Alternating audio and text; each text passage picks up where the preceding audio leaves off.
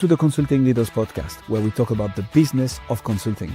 Whether you're looking to grow your practice or learn from the stories of leaders in consulting, you're in the right place. I'm your host, Guillaume Jouvencel, ex-PwC and co-founder of GHA Marketing. Join me as I interview the best consultants in their niche. Let's get on with the show.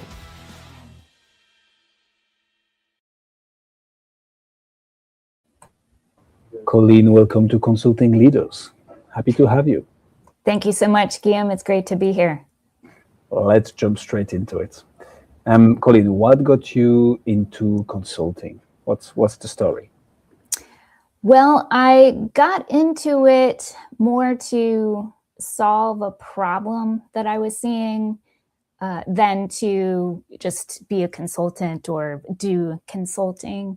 So when I started content science, or leading up to starting content science, I saw a lot of organizations investing in technology like content management, big website redesigns or big applications. And a lot of times the implementation would get stalled, delayed, held up, sometimes fail because of content problems and issues. And I noticed that, and I would often get brought in to help kind of fix things late in the game. And then around 2010, I saw a few trends come together. That was widespread broadband access and the rise of social media, just use of that skyrocketing, and then the smartphone really taking off. And I realized, wow, we could be sitting here engaging with content 24/7. And no organization I had worked with to that point was even close to ready for something like that. And so that's when I decided, there are going to be all kinds of problems related to content, and I'm going to start a firm that helps with solving those problems. So that's really where it all began. So I usually ask here, what's the number one problem that you solve? I think this has been pretty well laid out. What's the benefit of solving that problem though? Why should people look into this in the first place? So, it's always been a useful problem to solve, depending on, what an organization is trying to accomplish. So if content, say, is an important part of marketing, and just more and more as marketing is digital, content is really the substance of it. So in that case, the benefit of having content really be well organized, having a strategy plan around it, having that really support marketing goals.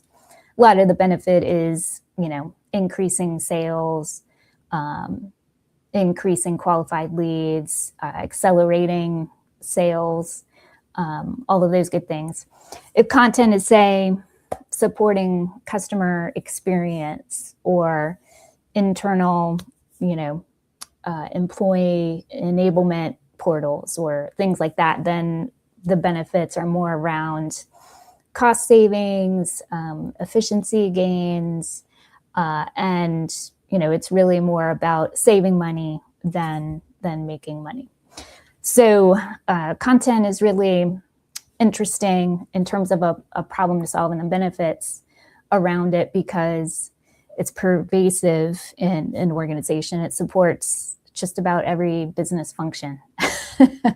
So a lot of potential benefits from it. Who do you help getting those benefits? Like, do you have a specific ICP, niche, target market? Like, who do you work with specifically? Yeah, so I tend to work with enterprises or growing organizations. They're already sizable and they're growing fast maybe.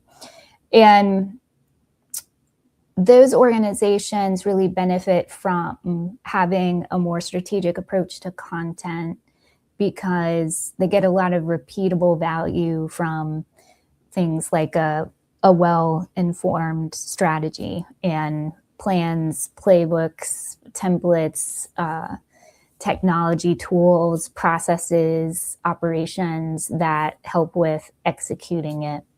So they get a level of value from content strategy and other work that we do that, say, a smaller organization, wouldn't get to this the same degree. So tend to work with larger organizations a lot of times when they're making some kind of big change. They're doing some kind of digital transformation. They're doing some kind of modernization. Right now, many of them are trying to figure out AI as part of how they're modernizing and achieving some kind of digital transformation. So that combination of big organization making some kind of big change that has an impact on content, that's kind of our sweet spot. And I feel this is going to be an interesting answer.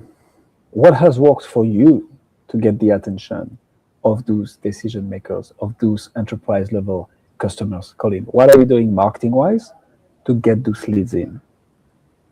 Yes. So what I have found has worked the most throughout the years, and it's still working now, is really high quality thought leadership driven by a combination of independent research and lessons learned from experience.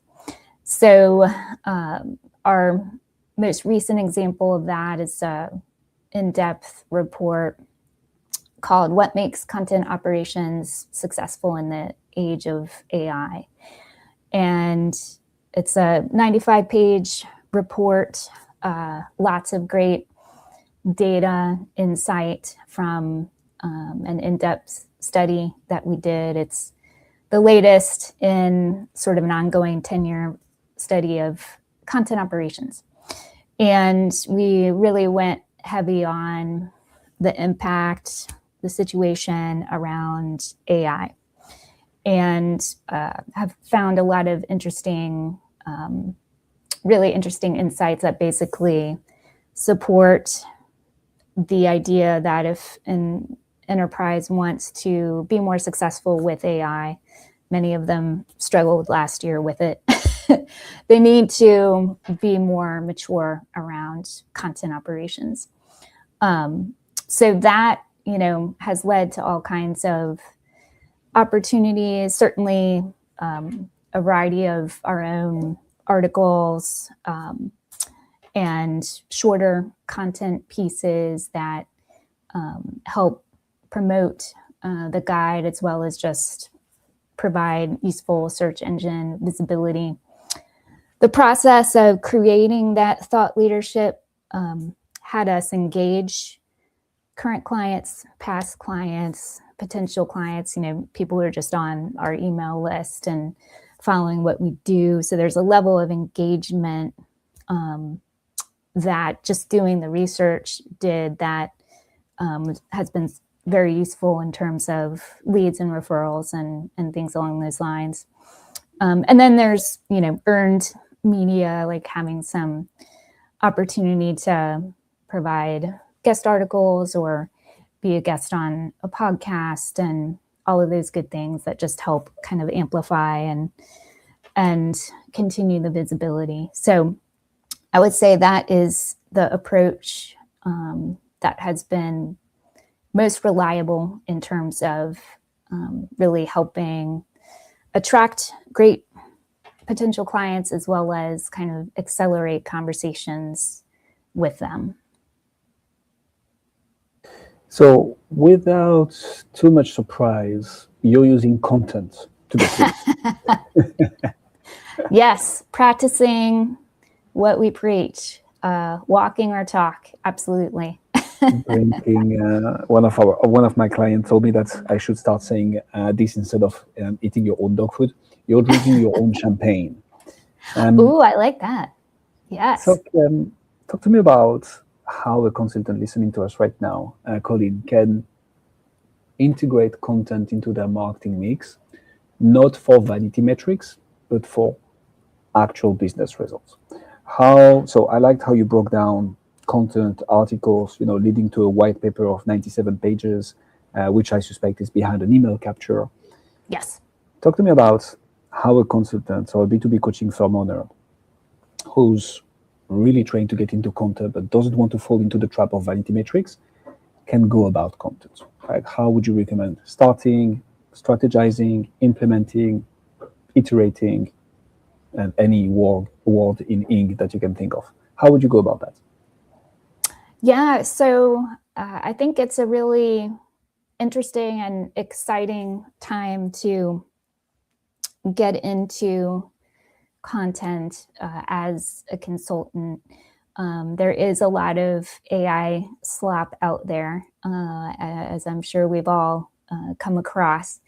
And so I think what you want to do as a consultant, both strategically and thinking high level about, topics you want to talk about and your point of view, as well as in the tactics, is how are you going to stand out from AI slop or, just general information that lots of other organizations have covered in some level. So a consultant, I think, has a real potential advantage if they focus on quality over quantity. So do something that is really in depth, really high quality, really differentiated from what else is out there around, the topics that matter, matter to your business, and do them really, really well. So, in the case of that report, we did that really thoroughly, and then we were able to create a lot of other content based on that, for social media, for email, for website, and so on. So I think that level of quality, the level of depth, is something key for a consultant to do. Don't just break out ChatGPT and ask it to create a bunch of articles for you and throw them up on your website. Also, thinking about, where the gaps are in terms of topics or approaches to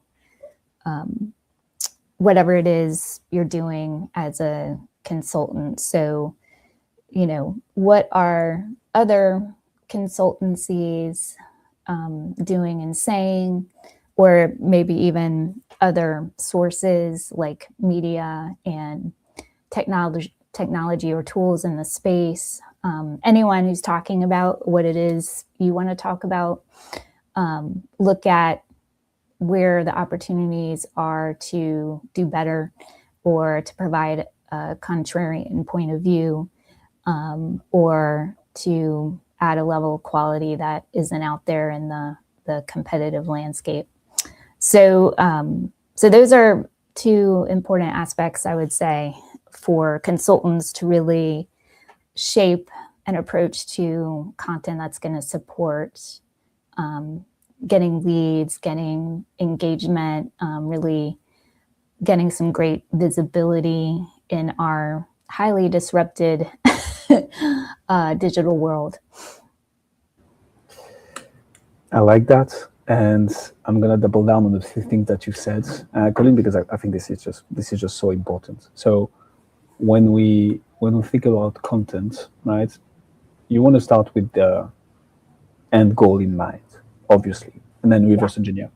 I think today we have so many tools that we can use. And people think about, okay, how do I make the most out of this new ChatGPT, feature, or whatever their favorite LLM is.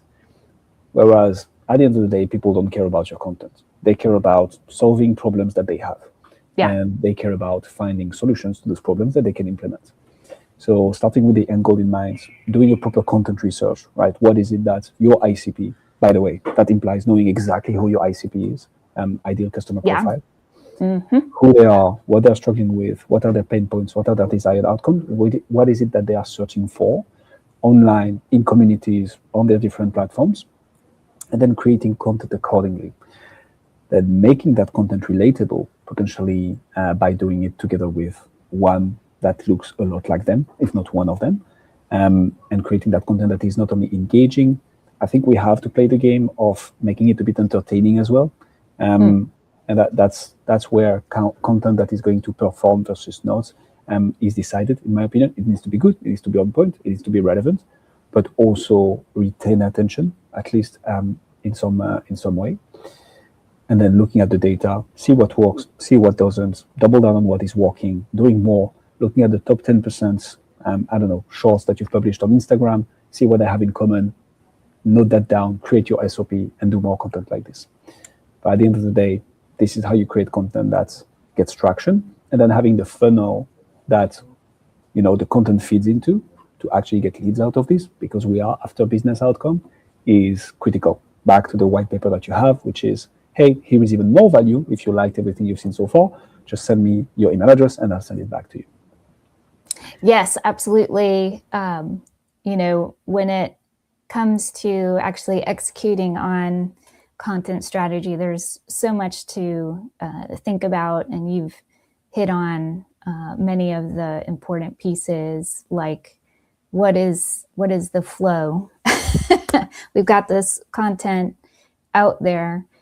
We've got people interested in it. What happens now? How are we going to follow up with people who actually do check out the full report? And what is the approach there? And what kind of content do we need to support it? So you're absolutely right. There's a lot to consider when it comes to really executing on this. And something else that I think is challenging for consultants when it comes to content like this is being sustainable. So it's one thing to create thought leadership once and get it out there and have it get some impact, but how are you going to repeat that and keep doing it month in and month out, year in and year out? There's a lot of benefit to consistently offering that really highly effective content. So that can be tough for consultants that are also actively engaged with clients and getting work done for them. So something to consider as well. Amen to that. How do you suggest we move from this, so content, traction, engagement, leads, into a conversation, a sales conversation, an SOW, a letter of engagement? How do you go about sales motion, Colleen? Yeah, so a couple of different ways. One is to tee it up and make it easy for the client or potential client to kind of take the conversation to the next level. So, and this also gets at being engaging or, even entertaining. So, for example, in that report I mentioned, we've got checklists, we've got sort of tips integrated throughout. We have executive summary and just different formats and ways to engage with the content, as well as encourage whoever is looking at the report to reach out to others in their organization, and to do some self-assessing and self-reflection. So that's a lot different than just spitting out, some statistics from a study we did. It's about kind of bridging into, how are you going to apply this? How are you going to make use of this? And, here are some ways to make that happen faster. And here's some things to consider. And, here are some stakeholders to start talking to as you're getting serious about this. And so that just helps create some momentum that makes it a whole lot easier for an organization to reach out to us. And, that dynamic of potential client reaching out to us, that's the ideal. That's definitely what everyone wants and hopes for. It's a very different dynamic than having to follow up with and reach out to potential clients repeatedly. So that's the ideal.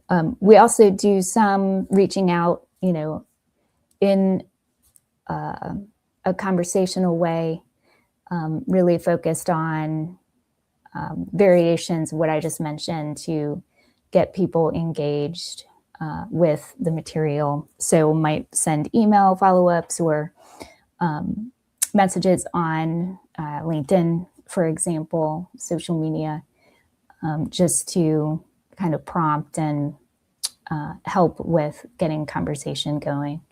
So those are some techniques that I've seen really work well and seen work well recently. Talk to me about retention. How do you, once you come up with the content strategy, potentially help them implement, how do you retain, right? Because at the end of the day, agencies, consultants, B2B coaches, they really grow once they're able to retain their customers. How do you go about that, Colleen? Yeah, so I find content comes into play with retaining as well. So as, say, we learn lessons from work that we're doing, or maybe conduct some new research, or see some interesting research that others have done that's relevant. We really put a lot into nurturing email list, especially for others, really nurturing social media communities, same idea. But we really create that space to have kind of ongoing communication and learning, whether we're actively doing a project with a client or not. And so with what we do, a lot of times we are interested in, capability building for the client, and aren't necessarily interested in ongoing maintenance or continued engagement in that sense. We're more interested in, hey, when you have in another area of the business, or, a colleague at another organization, or someone leaves the client organization we originally worked with and goes somewhere else and wants to bring us with them. Those kinds of retention, if you will, scenarios are what we're most interested in. And so that makes, staying connected through our own email lists, social connections, and having the content to really be the fuel for that, so important. And then with research, we can often engage clients, past clients, potential clients in that research, and that helps accelerate opportunities and conversations. We also often work in paid training as a way to stay engaged. So we do offer a level, kind of free webinars, free training opportunities, and then also paid. And that's a big way to kind of retain clients and stay engaged while getting paid, and then being top of mind for them when the next bigger kind of project or need comes along. So I share your philosophy around content, Colleen. So I'm gonna throw a little bit of a curveball question at you now. Sure. What's your number one challenge? What's the one nut that you're trying to crack right now that once you crack, you're gonna take the whole business to the next level? What would that be for you? Yeah, so the past year and a half or so, with the rise of AI, as well as economic uncertainty, at least in the United States, that has introduced a lot of challenges with the economic uncertainty. It's caused some delays in sales, even longer sales cycles than normal. And then with AI, there is a gap, I would say, between what enterprises, growing organizations think they want and what they actually need. And this relates a lot to AI because a lot of the organizations think they want to apply AI and scale it far and wide and get that done yesterday. And their content is not ready. Their content strategy, their content assets, the content operations around that are not ready. What they really need is to get their content ducks in a row, and then they'll be in much better position to use AI effectively. So there's this kind of disconnect between enterprise ambition around AI and the reality of their content situation and how it comes into play. And a lot of organizations or leaders don't realize that content is so important to an AI effort. And so there's this kind of gap, like I said, between what they think they want and what they actually need. Leaders of like marketing, product, customer experience aren't realizing until it's too late that, content could really derail what they're trying to do with AI. And then you add noise around AI, there's hype, there's fear mongering. There's a lot of disruption to how people are searching for information. So it's kind of tough to cut through the noise and stay visible.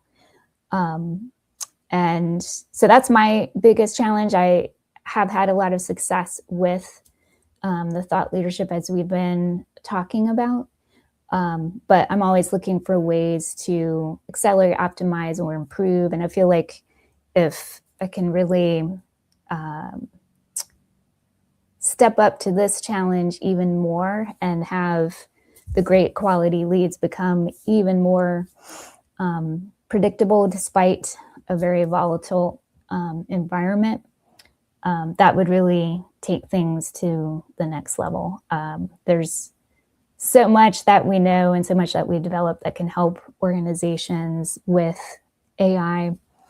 I would really hate for them to miss out. So that's very much the challenge top of mind for me. So your challenge is getting your potential clients to know how much they are missing out by not leveraging AI properly? Is that the challenge? So is it an educational? Yeah, it's the connection between your content situation is a mess. And that is why you can't implement AI at the level that you want to. So, we have found in our research strong correlation between content operations maturity and pace of adopting AI. 86% of enterprises are using AI in some way. Only 29% are adopting AI with moderate or fast progress. So huge disconnect. And the difference is maturity level. So the organizations that are operating at higher levels of maturity, the top end being 4 and 5 in our model, they're the ones that are scaling AI with moderate or fast progress. And so if an organization really wants to be serious about adopting AI widely, they need to invest in maturing content operations, not in a pilot of AI that doesn't have a lot of planning around it and fails. MIT found last year that 95% of enterprise AI pilots failed to be scaled organization-wide. So that's not good. And the secret to improving on that rate, I really believe, based both on experience and this research, is to get the content ducks in a row, especially content operations. One success factor, for example, is process. And that comes up right now with agentic AI, where workflow is important. If you don't have clear process, clear workflow defined, documented around content, you have a lot of ad hoc steps happening, a lot of offline steps happening, you're not going to be able to use agentic AI to help with your content operations. So that's just one small example of the disconnect. So helping organizations realize this gap between what they think they want and what they actually need faster, that is really what's top of mind for me. Colleen Jones, ladies and gentlemen. Colleen, if people want to find out more about you, see what you do, where should they go? You can go to the Content Science website, content-science.com, or connect with me on LinkedIn. My LinkedIn profile is Colleen Jones. I believe that's what the normal LinkedIn stuff / Colleen Jones is my profile. We'll put all the links in the description. One thing I can say for sure is that you've gained at least one new connection on LinkedIn out of this interview, Colleen. Me, I just added you. Thank you so much for coming on Consulting Leaders. Thanks for having me. Really appreciate it. Yes, okay. Thanks for joining us on this episode of the Consulting Leaders podcast. We hope you learned valuable lessons on how to grow your practice and take your business to the next level. Make sure to subscribe and leave us a review wherever you're listening to this show so you never miss an episode. To apply and be a guest on the show, click the link in the description. See you next time. How was